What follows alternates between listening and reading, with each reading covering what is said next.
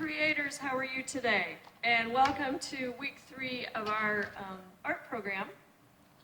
Today we are going to be looking at a story that is illustrated by a man named Tom Lichtenheld. He has also done some other books, and it's on your sheet that you have in your kit. He did Mighty Mighty Construction Site, he did Stick and Stone, and this book right here, this is a moose. Now this is one of these times when I am not going to read the story, but we are going to look at some of the pictures because that's how we're going to help develop our art project. So in this story, this is a moose. As you can see on the cover, there is a moose right there. And when you turn the first page, it's actually, do you see the moose? It's almost like a shadow. Very cool. Very neat effect. And I think he just did that with paint and colored pencils. So anyway, in this story, it starts out with our moose. And what I want to talk about is how he actually did this. He took his paper and he did a very light, very light water wash for the background. So you can see the blue, and it probably was a very pale blue to begin with. This one shows up maybe a little better. Very light. Let his paper dry, and then he started drawing in, as you can see, there's lots of trees. He drew in clouds. He drew in his moose and everything that went with his moose with colored pencil. And then one of his signature things that he does when he illustrates is, let's see if I can find another, let me find another moose picture here. He takes a dark pen or paint. He probably uses dark black paint. We're going to use our black oil pastel because I think that'll show up the best. And he actually outlines his drawing so that those images, they're more defined and they have a little pop to them. So he outlines the picture that he wants to stand out. I don't know if you can see this very well, but he doesn't put the black outline around the trees, but he does the moose. He does the cattails. He does his word bubbles right there. He has his giraffe. He likes to have like lots of animals in his pictures or in his books. I like the giraffe too. And then there's one page, every book should have one of these pages where it goes up and down. And he's got that. So that is Tom Lichtenheld with his moose book. Okay, we're going to stop there and we are going to move into our project. All right, welcome back. We are going to get started on our project.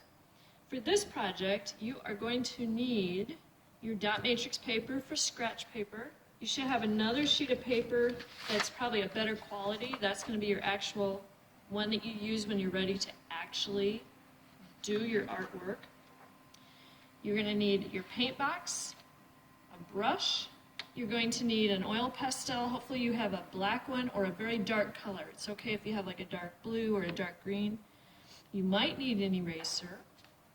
And then I just have a little cup of water, and I also have a bag of colored pencils, which you will need. I think that's everything. So what I did ahead of time was I took the dot matrix paper. I wanted to try that first. I got my paintbrush wet, and what you want to do, I put a little purple in mine because I like the color. And actually, I just went across, and I want to give it a really thin wash. wash. You might use your blue color. You might use just a very pale green. You might want to, again, a very pale blue. You just want to go across. I almost think that this sheet that I did is probably still a little bit too dark. So if I were to do it again, I think I would cross in lines and not do it. I was kind of going across like I was coloring, a little bit crazy. This would make it work a little better. And what you can do is, it shouldn't take too long to dry. The thicker paper, when you actually do your actual artwork, is going to take a little longer to dry. But you want to do this you want the color to be very light. So, this may not show up very well, but this is much lighter. There's a little bit of color there, not much. It's more of just a watercolor wash. Put that there. So when it is dry, I'm going to turn this around and use this again. Then I decided I have a chipmunk and a cat at my house. They are not friends. They do like to look at each other.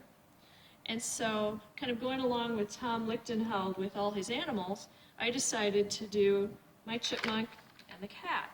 So my chipmunk, I went ahead and there's my chipmunk.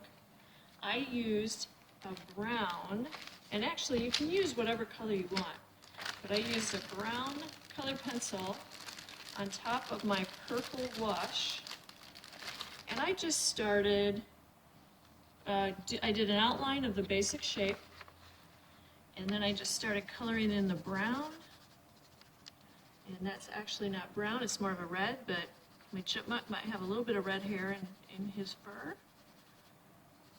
I just shaded that in, like that. And a chipmunk has that little swoosh of, it's like a white stripe, and he's got black on the edges, so I waited on that, kind of got this a little bit darker, did his tail a little bit more, just like that. So I get it colored in just the way you want. And then I used my oil pastel, and this is where, look for a sharp point as you can get. And I started doing that dark, thick line around the outside of my chipmunk. I did his little ears. Got the rest of his tail. His tail's not very bushy, but again, you're making your own artwork. Got that little stripe going there. That's how I did my chipmunk. So it looks like that. And then my cat, to find my cat, I was just starting. So my cat, this is going to be very hard to see, I'm afraid, but my cat is still in the drawing stage. So I had the pencil, I drew its face, I drew in the eyes, I made the eyes a little bit green. And then what I need to do is I started coloring in the face a little bit. Cats always have those cool different colored markings on their face. And I'm going to use a little bit more brown. There's a little bit more brown. Get some of his ears. Like that. Color him in. Got his little mouth. So if I get him just the way I want him, and then I'm going to take the oil pastel, and I am going to very carefully go around the edge, kind of jumping around, and color in outline my cat. I like doing the eyes.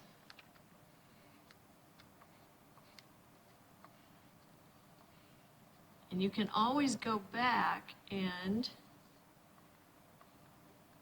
color in the, like you could color in yours a little bit darker, the areas that you want to. I may go back and make his eyes a little bit greener. There we go. So there's the outline of my cat, just like that. He's looking at that chipmunk. He can hardly stand it. And I'll do, that's that red again. Mahogany, brown. Here's my brown. I'll get my brown a little darker. Just like that. And there's, go like that. And there's my cat. I think you should be able to see that fairly well. What you can do then is, so again, once your background is colored, the whitewash is dry, then you can either cut out these shapes and glue them onto your background, or if you actually drew on your background, just do that outline, and you have a picture just like Tom Lichtenheld does in his book, This is a Moose.